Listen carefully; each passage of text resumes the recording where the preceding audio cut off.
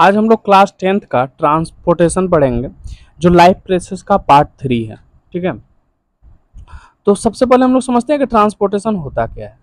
तो देखिए, ट्रांसपोर्टेशन वो प्रोसेस है जिसके थ्रू हमारे जैसे जो इम्पोर्टेंट पार्ट है, न्यूट्रिएंट्स हैं, जैसे हम लोगों ने देखा था कि स्मॉल इंटेस्टाइन के थ्रू जो भी हम लोग फूड को डाइजेस्ट करते हैं वो स्मॉल इंटेस्टाइन से हमारा ब्लड में मिल जाता है।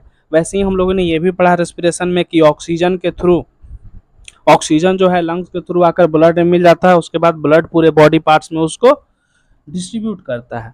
तो ट्रांसपोर्टेशन वही है जो असेंशियल सब्सटेंस हमारे ब्लड के थ्रू पूरे बॉडी पार्ट्स में जाता है, ट्रांसपोर्ट होता है, उसी को ट्रांसपोर्टेशन कहते हैं।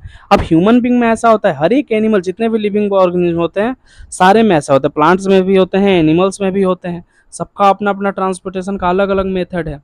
हम लोग मेनली इस चैप्टर में प्लांट का और इसके बारे में ह्यूमन ट्रांसपोर्ट सिस्टम के बारे में पढ़ने वाले हैं।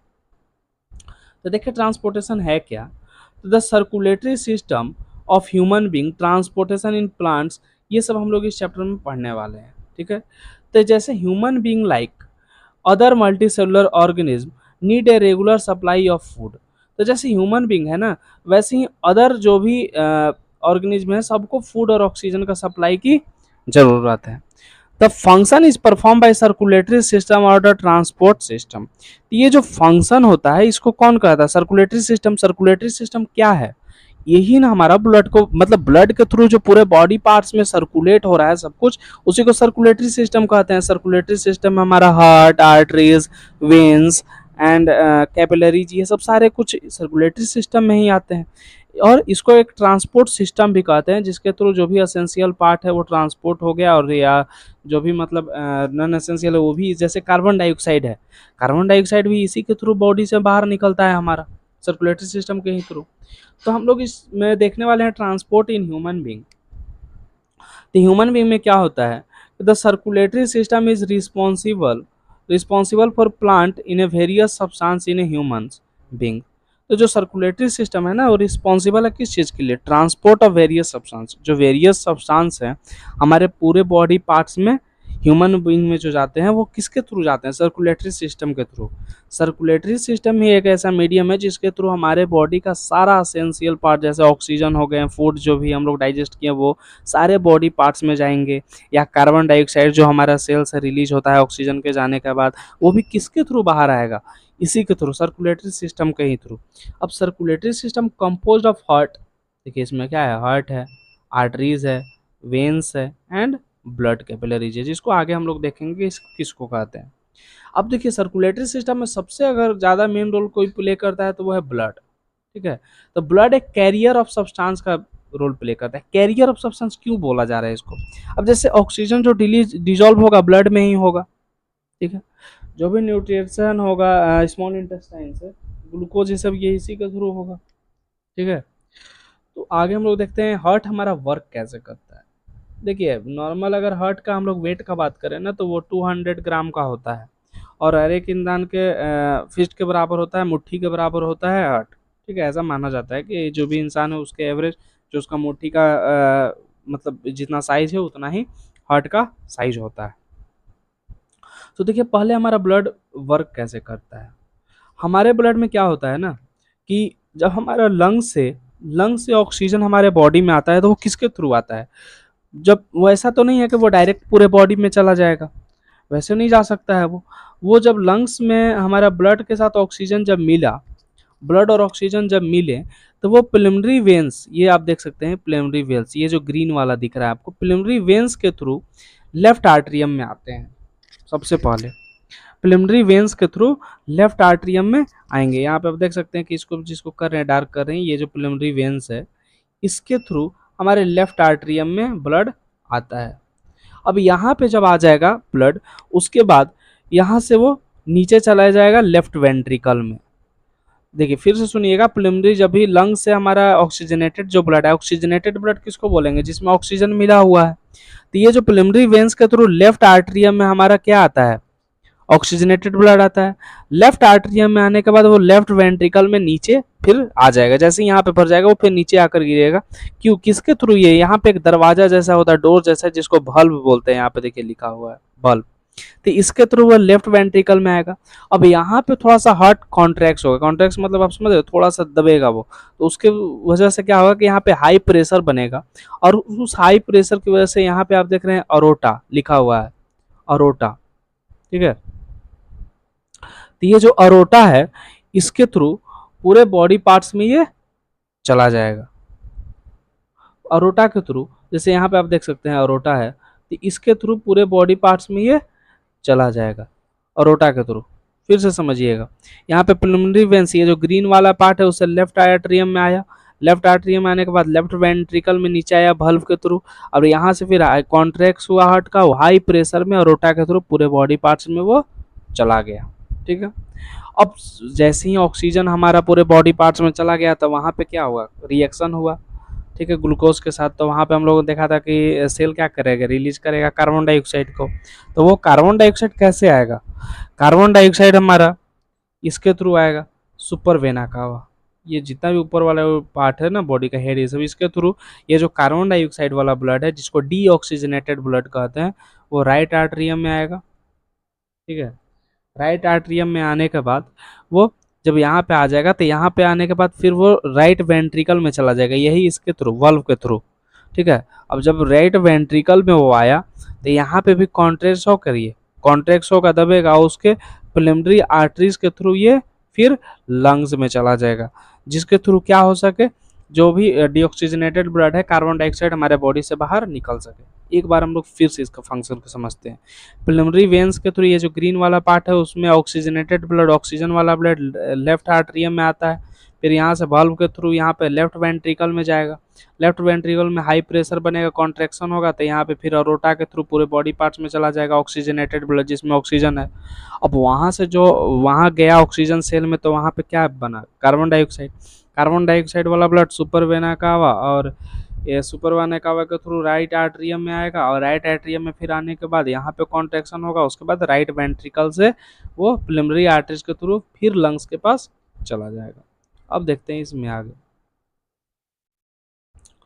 इसमें क्या है,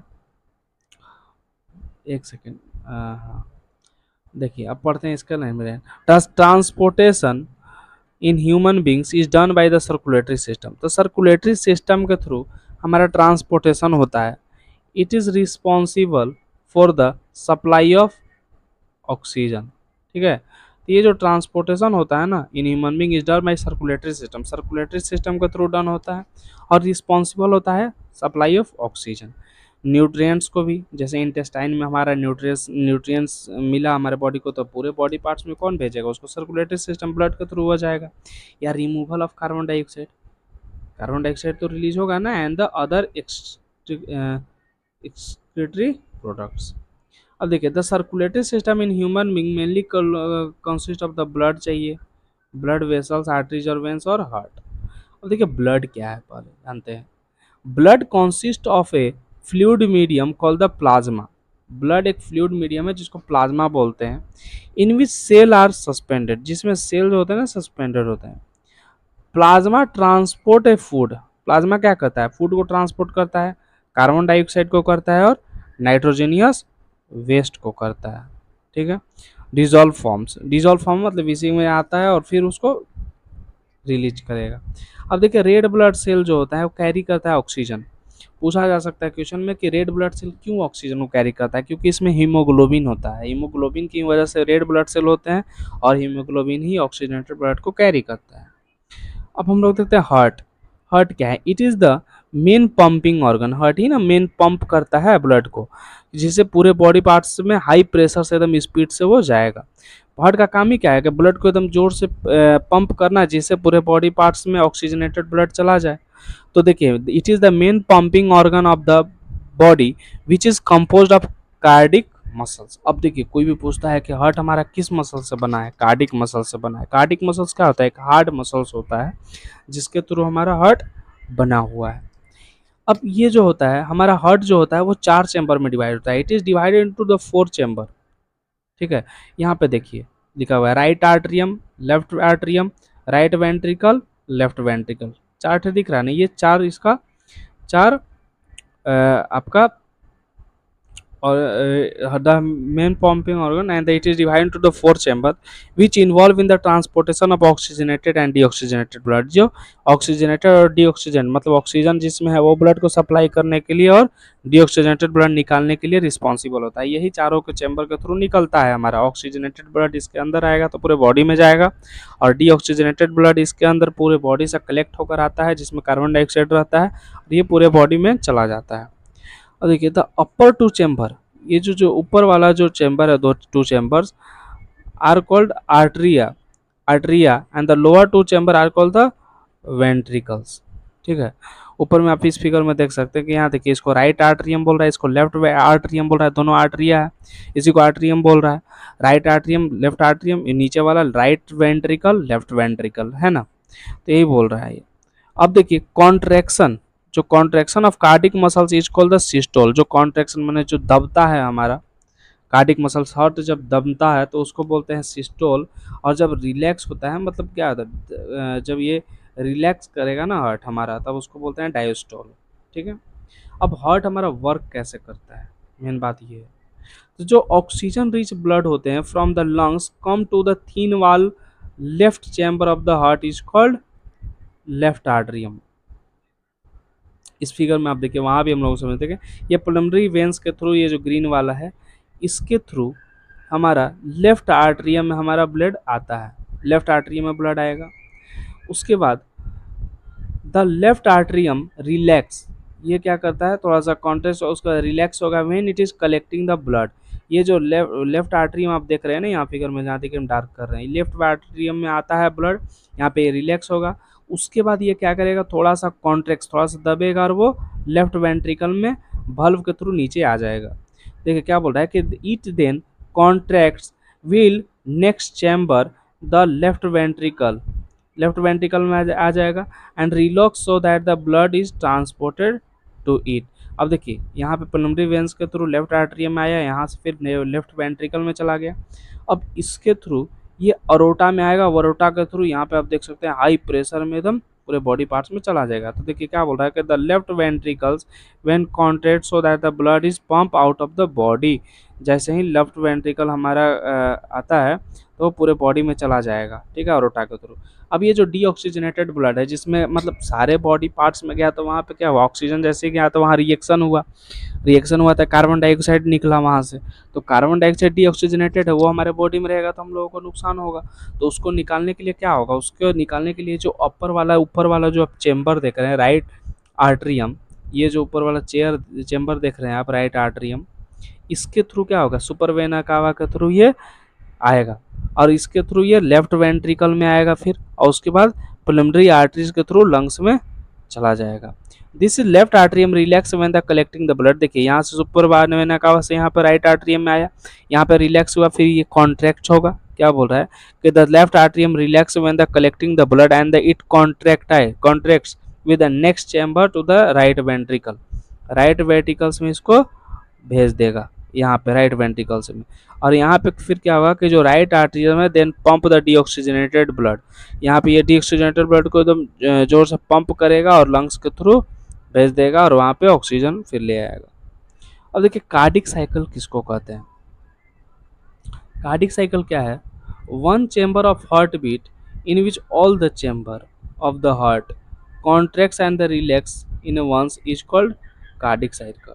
मतलब एक कंप्लीट हार्ट बीट जब होता है ना, जब सारे चेम्बर हमारे हार्ट के, जैसे 4 चेम्बर होता है हार्ट में हम लोगों ने देखा, तो वो जब चारों चेम्बर जब हमारा एक बार कॉन्ट्रैक्ट्स होगा और फिर एक बार रिलैक्स होगा, तो उस पूरे चारों चेम्बर जब एक बार क्या होते हैं कॉन्ट्रैक्ट्स होते हैं और रिलैक्स होते हैं तो उस कंप्लीट उसको हार्ट बीट मानते हैं, तो उसी को हम लोग कार्डिक साइकिल बोलते हैं।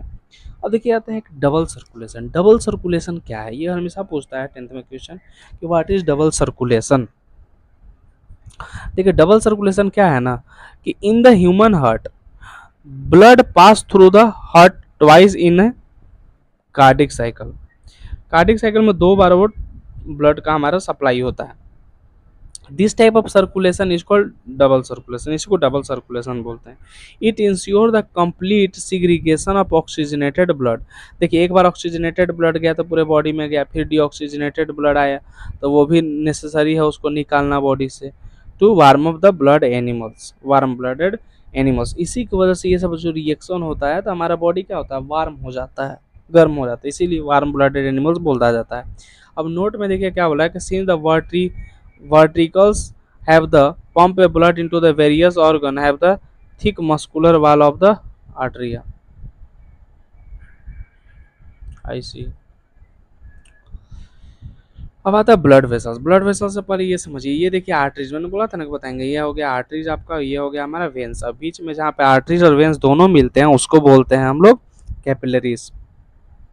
तो ये जो हमारा ब्लड वेसल्स है, ब्लड वेसल्स क्या है, blood vessels carry a blood all through the human body.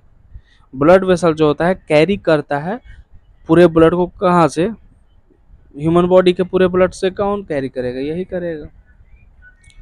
Blood vessels carry, जो ब्लड वेसल्स है यही सब ना वेसल्स है, आर्टरीज वेन्स ही ना होते हैं, तो ब्लड वेसल्स कैरी करते हैं सारे ब्लड को ह्यूमन बॉडी में। These are the three blood vessels. एक होता है आर्टरीज, यहाँ पे आप नीचे देख सकते हैं आर्टरीज, ये क्या करेगा, कैरी करता है ऑक्सीजनेटेड ब्लड, जो ब्लड में ऑक्सीजन होता है उसको ये कैरी करता है, ऑक्सीजनेटेड ब्लड को ये कैरी करेगा। आर्टरीज का क्या काम है फिर से समझ लीजिए, ये कैरी करता है ऑक्सीजनेटेड ब्लड को, जिसमें ऑक्सीजन होता है वो ब्लड को कैरी करेगा। वेंस क्या करता है, डीऑक्सीजनेटेड ब्लड को कैरी करता है, जिसमें क्या होता है, कार्बन डाइऑक्साइड होता है। वेंस क्या करता है, कैरी करता है डीऑक्सीजनेटेड ब्लड को, जिसमें कार्बन डाइऑक्साइड होता है। अब एक आता है कैपिलरीज। कैपिलरीज क्या है, देखिए कैपिलरीज साइट है गैसियस एक्सचेंज का बिटवीन ब्लड एंड सेल, ठीक है, जहाँ पे ब्लड और सेल्स का में गैसियस एक्सचेंज होते हैं तो वहाँ पे कैपिलरीज होता है, ठीक है। अब देखिए ब्लडिंग क्या होता है, it is refer to the leakage of blood. मान लीजिए कहीं कट गया आपको तो वहाँ पे ब्लड निकलने लगा तो वही ब्लडिंग है। The leakage of blood and the blood vessels rupture. मान लीजिए अंदर कभी कभी क्या होता है कि ब्लड वेसल्स हमारा रेप्चर हो जाता है चोट वोट लगने की वजह से, तो blood is a stopped by the platelets. तो ब्लड में ही हमारा एक होता है प्लेटलेट्स, उसकी वजह से ही ब्लड हमारा रुकता है। देखिए अगर कुछ देर आया ब्लड, मतलब थोड़ा कटाओ तो उसके बाद खुद ब खुद वो रुक जाता है, तो उसी को बोलते हैं ब्लड क्लॉटिंग, ठीक है। It is a site of the injury. अब देखते हैं ट्रांसपोर्टेशन इन प्लांट्स। प्लांट में ट्रांसपोर्टेशन कैसे होता है, the plant have specialised vascular, देखिए plant have specialised vascular tissue for transportation. इसके पास ट्रांसपोर्टेशन के लिए एक स्पेशल टिश्यू होता है जो वाटर और मिनरल को ट्रांसपोर्ट करता है। तो टू टाइप्स के वस्कुलर टिश्यू होते हैं, एक होता है जाइलम, एक होता है फ्लोएम। अब देखिए जाइलम का क्या काम है, फ्लोएम का काम, पहले हम इसको समझा लेते हैं तब आगे इसको समझने में मजा आएगा।